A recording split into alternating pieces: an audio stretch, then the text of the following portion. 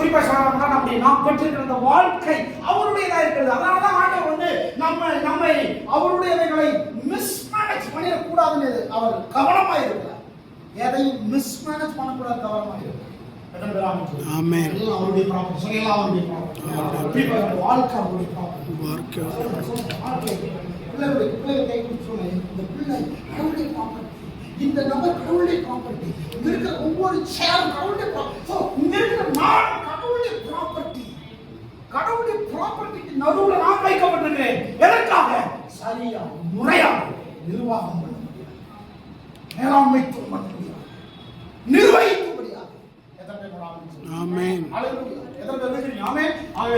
இந்த கோளில் இந்த உலகத்தில் வெற்றிகரமான ஒரு வாழ்க்கை வாழ வெறும் உங்கள் ரட்சிப்பு மட்டும் போதுமானதல்ல. ரட்சிப்பு மட்டும் போதுமானதல்ல, உங்களுக்கு நிர்வாகத்திறன், மேலாண்மை திறன் தேவைப்படுவது மிக மிக அவசியமாக முக்கியமாக இருக்கிறது. ஆமென்.